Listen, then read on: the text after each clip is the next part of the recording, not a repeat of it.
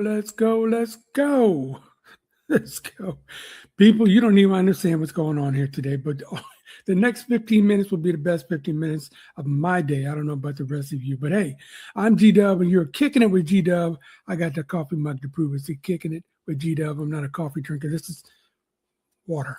So that's all, but it still works.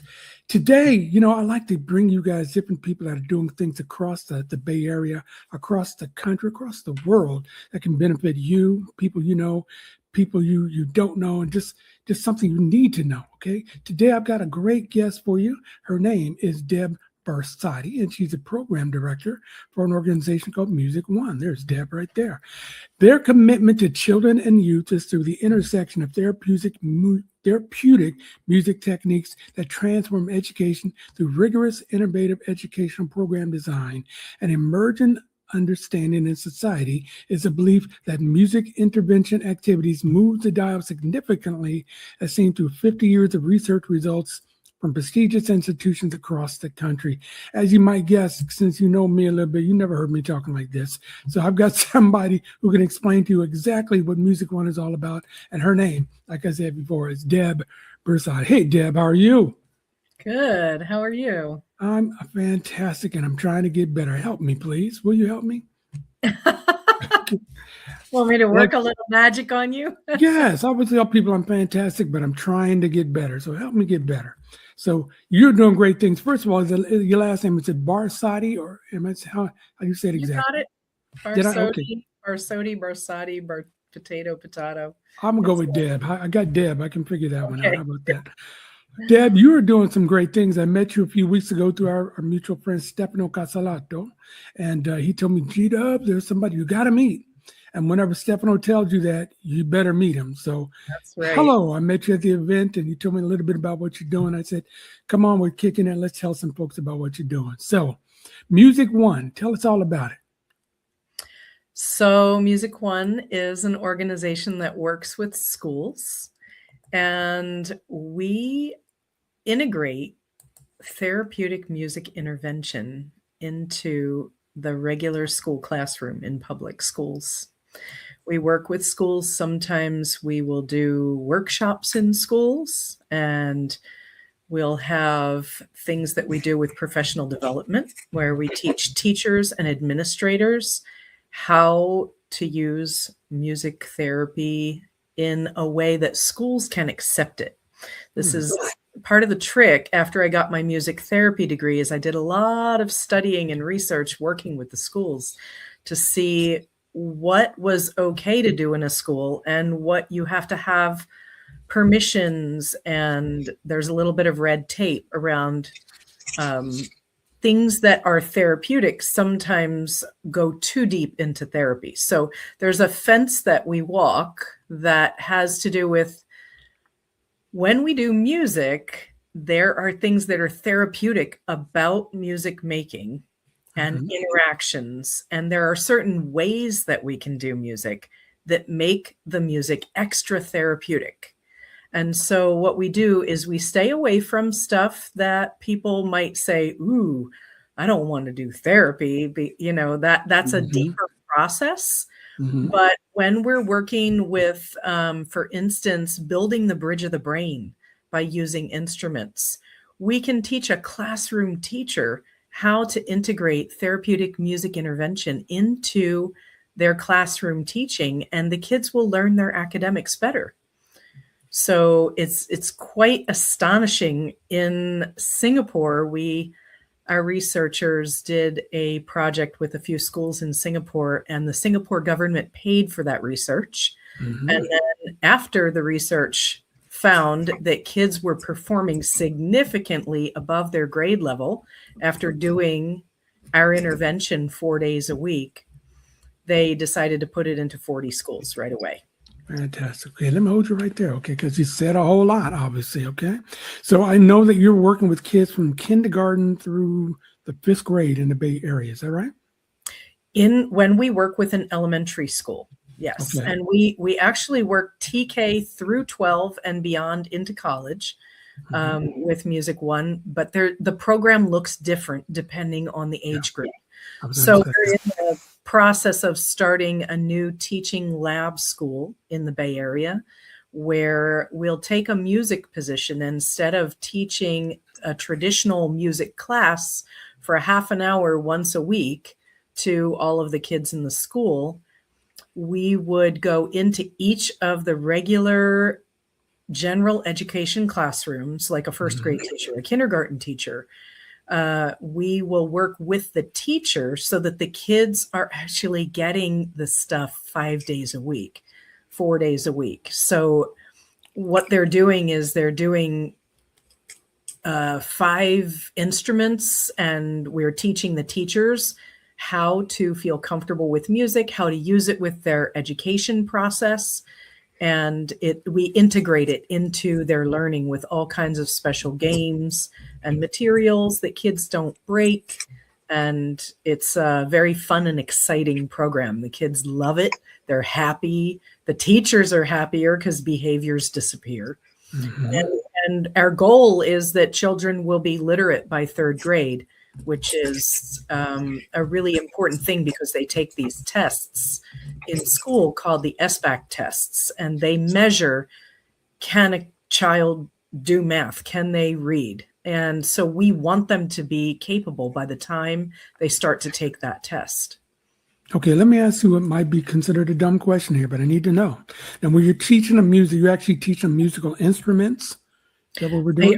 They are playing instruments. Okay, so there's singing, there's drumming, there's violin, there's piano, there's instruments that look like a marimba or a glockenspiel, something that has pitches that they can also use their eye-hand coordination for playing. There's things where you're using your fingering coordination, and there's things where you're using gross motor and fine motor. So it's important to work with like all of the areas of the body so that the gross motor and the fine motor, also your oral in your inner ear, working with that for rhythm and for pitch, and working with a group and being in sync is really important. It builds the social skills, the team building, listening to your teacher starts to happen better. There's all of these skills that we have that are pro-social that just come through the music making. So these kids, do they get a chance to select the instrument they want to play, or do they just rotate and learn them all? We teach everything to everybody. Okay. So they may say, hey, I love drums. Great. And look, here's a violin too. And because violin does certain things that drums don't, and drums do certain things that violin doesn't. And singing does certain things that neither of those can do as well. So we're trying to cover all the bases with this integrated learning, and it's quite comprehensive. So it takes a year to teach teachers how to do this. It's kind of like they got their 4-year degree and now they're going to get a year of college with us. And actually, when they do it, they get CEU credits. So they'll be able to get a pay salary increase when they do it. And then by the end of the year, they'll be able to be certified, which means we can then pay them to spread more schools by teaching other teachers. Nice. Now, do they have to be musically inclined as well, or do they just they volunteer to be a part of this program, or do they just hear about it? Hey, I'd like to have that on my resume, or how do they get involved? What we usually do, right? What we usually do is we go into a school and we work with the administration, and we prep them ahead of time what this would take. For us to do a lab school, a teaching school, the administration has to pretty much be able to say, here's your music position, and you tell us how you'd like to structure the change in activity. So we're not expecting that you're going to, what traditionally happens in a school, in a public school with a music position, is the music teacher gets the children for a short period of time, once a week, sometimes twice if you're lucky, but usually once a week for a short period of time, maybe a half an hour, maybe 40 minutes or 50 minutes, something like that. But what we do is we work with the administration to try to help them understand why we wouldn't structure it that way.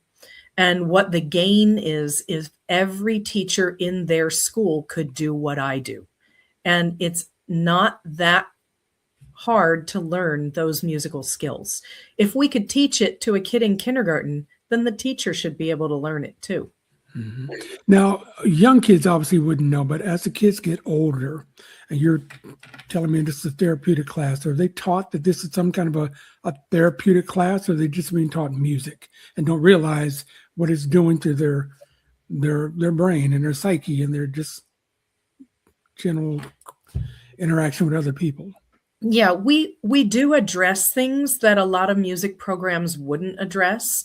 Like after we do something with, for instance, a drum circle or something with like improvisation, what we'll do is we'll ask kids, how do you feel now? How did you feel before? And we might do some things with the students where they are asked to think about the connections that they have with the other people in the group. I don't know if you know this or not, Jerry, but the truth about statistics since screens it's gotten worse. But kids are feeling pretty isolated. There's a lot of screens that are babysitters now, and children need more in-person interactions that are meaningful. Yes. We have a really difficult statistic in this whole country that about every 11 minutes, somebody decides not to be here anymore. Oh, no. And in the Bay Area, just during a 2-hour time frame, that represents a couple of youth who decide that they don't want to be here anymore. So something is missing in their lives, and this can be a life preserver. When children learn instruments, it can replace that relationship to themselves with love, with connection, with belonging, a positive group that they can be a part of, that they look forward to. They know they feel better when they do it. It's a way for them to use their own endorphins to self-medicate in the right way. Right. I get it. And, music in schools nowadays is not that it's not that prevalent anymore. I know when I was growing up, many years ago, we always had band classes, and everybody could have the opportunity to go into a band class, but it's just few and far between. I live out here in Pittsburgh, Bay Point, and our high school in Pittsburgh is known across the world for their music program and their marching bands and how successful they are. And I just think bravo to any schools or any opportunity kids have to play an instrument, because I love music. That's what my whole life is, being in DJ and being in the radio, and now doing this music podcast that I do, IRTS Live, every Tuesday at 7:00 on YouTube. It's at IRTS Show. And we talk about music and what it means to us all the time. You're watching Kicking It with GDOVE. My guest is DEB Barsotti. She's the program director of a great organization called Music One. Now, I know that I've asked you again, where can people help? And I know you're looking for some money to put together a transitional kindergarten through 5th grade lab school in the Bay Area. Tell us about the lab school. So the lab school, we are looking to be able to teach other administrators and teachers in the Bay Area how this works. We would take 1 year at that school to teach all of the teachers in the school these interventions that they can use in their own classrooms. After that year, we leave that music teaching position intact. So what that means is now everybody in the school is doing music every day. Well, what's going to happen with those little kids in kindergarten and 1st grade? By the time they get to 4th and 5th grade playing 5 instruments all the time, they're actually going to get very good. Yes. That's what's going to happen with them. So all of a sudden, we're going to have a new breed of middle school band, because we'll have kids that can sit down at a drum set, and then they'll be able to go walk over and sing in a microphone, and then they'll be able to pick up a violin, and then they'll be able to sit down at the piano or the guitar, and their skills are going to be out of this world. Their ear is going to be very well trained. And we're going to have a lot of students that are participating in performing arts on so many levels because they feel capable and confident. They've got the skills, they've got the self-esteem, their professional level of interacting with teachers and learning is going to go up. Their literacy skills are going to be amazing. Mm-hmm. I love it. Now, I know you've also gotten some help from some well-known musicians as well. I mean, Stanley Jordan is part of your package on your website, and he's a well-known bass and guitar player. And just, I'm sure I saw some pictures of him sitting down talking with the kids. And you get other musicians that can help you out. Are they interested in helping? We have an all-star band, and our all-star band is very interesting here in the Bay Area. We have Stanley Jordan. We have Kai Eckhart, who is the bass player of, he has his own band called Garage Mahal, but he's also well known from touring around the world with the late, great Zakir Hussain, is an amazing world famous tabla player. Kai also teaches at UC Berkeley in the world music department. We also have Edward Simon, who is the longest standing member at SF Jazz in the SF Jazz Collective, jazz piano player that is just a dear heart of a person. And we just have all these people that have come together who really believe in advancing education by using music. And that's what we do with Music One. That's how we're a little bit different from a lot of other organizations that do music. Is our angle on it is we're looking at how music is therapeutic and how it advances education and children's opportunities and youth's opportunities as they grow. How can they be able to become a professional musician, monetize what they do, learn how to play things well enough to be able to go to college and get scholarship? That's a real thing for students. If they could graduate high school and have a portfolio already ready to go, play multiple instruments and be able to play that one instrument that they love so much, so well that they can just get a full scholarship. I love it. I love it. Now, listen, I got two more questions.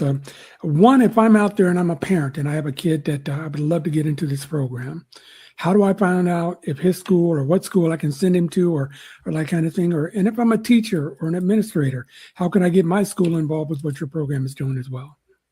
Well, I don't hide my information. It's right there on the screen. I am so easy to find, Deborah.Barsotti@gmail.com. If you can't remember anything else, you can always email me to my personal email.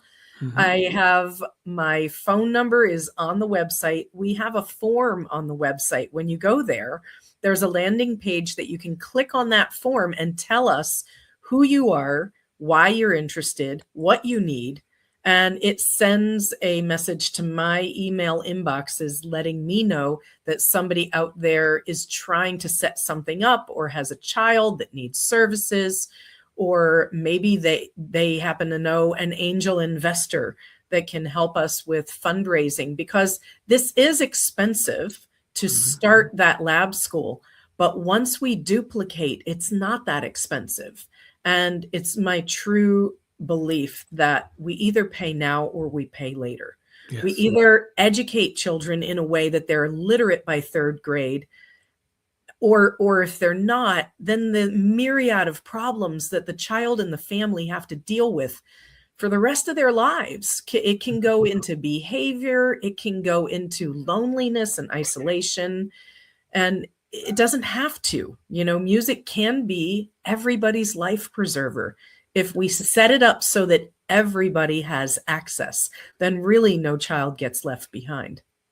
And you know what I really love about it too is that kids will find out a talent they may not have known they had. You know, just this past weekend, the Michael Jackson movie came out and people are reliving again what an amazing artist he is. Who knows, one of the kids in one of your schools could be the next Michael Jackson, the next Prince, Springsteen, whatever.